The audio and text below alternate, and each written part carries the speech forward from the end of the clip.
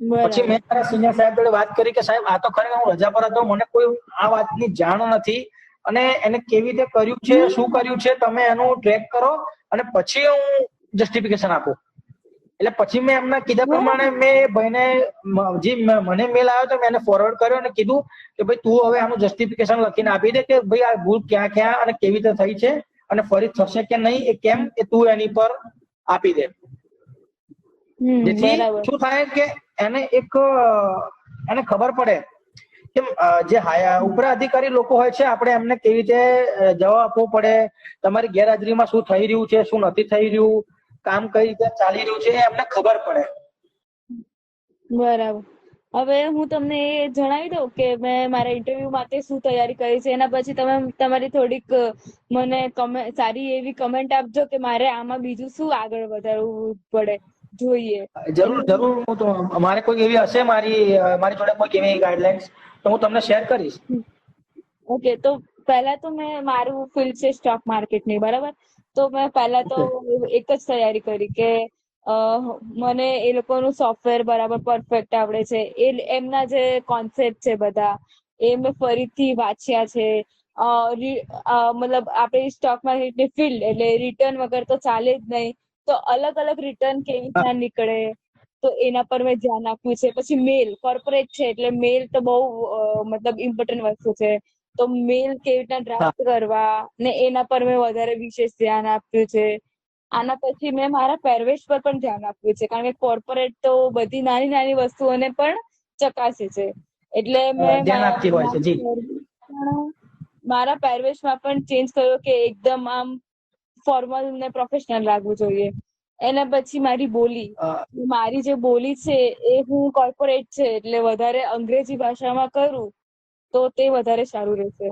એના પછી મેં હજુ એક ચેન્જ કર્યો કે મારા માઇન્ડસેટ કે ઓલવેઝ મારું માઇન્ડસેટ જે હોવું જોઈએ ને તે કામ કરવા પ્રત્યેનું જ હોવું જોઈએ. કે જો હું જ્યારે મારા 9 કલાક છે, મારા કામના કલાક 9 કલાક છે, જો એ દરમિયાન હું મારા મગજને ભટકાવીશ ને તો મારી જે કામ કરવાની કાર્યક્ષમતા છે ને તે ઓછી થઈ જશે. એટલે મેં એ પણ માઇન્ડસેટ કર્યું છે. એના પછી ટાઈમ ટુ ટાઈમ એન્ટ્રી કરવી અને ટાઈમ ટુ ટાઈમ એક્ઝિટ કરવું એ પણ બહુ અગત્યની વસ્તુ છે કે મારે હરરોજ મારા રૂટીનમાં એને મતલબ જગ્યા આપવી જોઈએ કે ઓફિસ ટાઈમ ટુ ટાઈમ જવાનું અને ઓફિસમાંથી બહાર ટાઈમ ટુ ટાઈમ આપવાનું. અને હજુ એક વસ્તુ જે બહુ ઇમ્પોર્ટન્ટ છે, જે લાસ્ટ મને લાગે છે મારા હિસાબથી, કે મારે મારા દરેક લોકો સાથે સારી રીતે વાતો કરવી. પછી જ્યાં હમણાં આપણે જે થયું કે કંપનીએ મતલબ કર્યું બીજા એને વોર્નિંગ મને મળી, તો એમાં પણ મેં મારા બિહેવિયરને ચેન્જ કર્યું કે કંપની સાથે કોઈ કોન્ફ્લિક્ટ નહીં કરી. શાંતિથી મેં એમને સમજાવ્યું કે આમાં મારી ભૂલ નથી તો પણ હું આગળથી ધ્યાન આપીશ. એટલે આવો બિહેવિયર ચેન્જ પણ કર્યો છે. હવે આમાં કોઈ તમારી સરસ. ગાઈડલાઈન હોય તો જણાવો. ગાઈડલાઈનમાં તો એવું છે કે હું તમને એવું કહેવા માંગીશ કે તમે જે કંપની માટે ઇન્ટરવ્યુ આપી રહ્યા છો, સૌથી પહેલા તો કંપનીને તમે વિશેષ સંપૂર્ણ આખું એક એનું ડેટા એનાલિસ્ટ કરો કે ભાઈ એ કંપની શું કરી હા, રહી એ છે, કામ કેવી છે, તમારા કરી વર્ક એન્વાયરમેન્ટ પ્રમાણે તમે ત્યાં મતલબ તમને ફાવશે કે નહીં, એમના જે બધા જે કામ કરવાની એમની રીત છે એ બધી સાચી રીતે છે. મતલબ સાચી ઇન ધ સેન્સ અમુક લોકો કોઈક 2 નંબરનું બી કામ કરે છે, પૈસા આપીને બી કામ કરે છે, કોઈક સારી રીતે મતલબ પારદર્શિતાથી કામ કરે છે. તો તમે એ પ્રમાણે બી જોઈ શકો છો કે સારી રીતે કામ કરે છે કે નહીં. બીજું બી એવું કહી શકે કે જોકે આ જમાનામાં એવું નથી, પણ તમે ફિમેલ સ્ટાફ છો તો ત્યાં બીજી કોઈ ફિમેલ સ્ટાફ છે કે નહીં એનું બી તમારે વિશેષ ધ્યાન રાખવું પડશે. અને બીજું જેમ બરાબર. કે તમે ઇન્ટરવ્યુ ફેસ કરી રહ્યા છો તો તમારે એટલું કહેવાય છે ને, ઇંગ્લિશમાં કહેવાય છે કે first impression is last impression. તો તમારે સમયસર તમને 10 વાગ્યા બોલાવે તો એના કરતા તમે અડધો કલાક વહેલા પહોંચી જાઓ.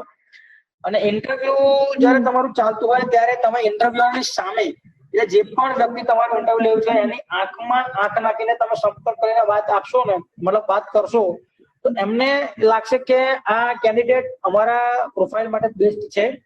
કેમ કે આંખથી આંખ નાખીને આપણે વાત કરીએ ને એ ટાઈમ આપણને એવું લાગે કે માણસની સચ્ચાઈ જે માણસની છે ને એ ખરેખર સાચી હશે. બરાબર. અને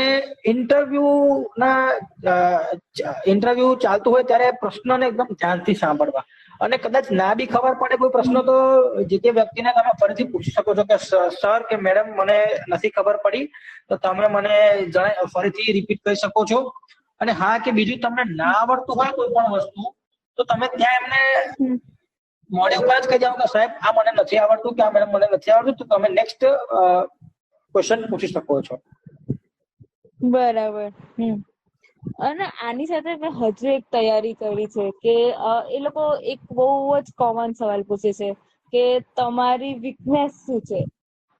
હવે આમાં તો જયારે હું પહેલી વાર હતી ત્યારે હું આનો આન્સર નહીં આપી શકી.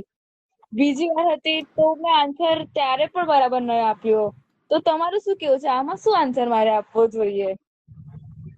ખરેખર એ લોકો છે ને એ મારા હિસાબ પ્રમાણે એ લોકો એવું જાણવા માંગે છે કે તમારી નેગેટિવિટી, કદાચ કોઈની કેવી નેગેટિવિટી કોઈની કેવી એ પ્રોબ્લેમ હોય કે સાહેબ હું મારો ટાઈમ 9 થી 5 નો છે તો હું 9 થી 5 જ કામ કરીશ, ઓવર ટાઈમ કોઈ કામ નહીં કરું. બીજું કે હું વર્કલોડ વધારે નહીં લઈ શકું. એમ કરીને અલગ અલગ રીતે લોકો તમને ચેક કરતા હોય છે. બરાબર. બીજું કોઈ એક્સપર્ટ કમેન્ટ કે બધું હવે બરાબર લાગે છે તમને? હા, બરાબર છે ને? જી. ઓકે, તમારો ઘણો ઘણો આભાર. તો હવે આપણે કાલે ચલો ફરી આપણે મળીએ.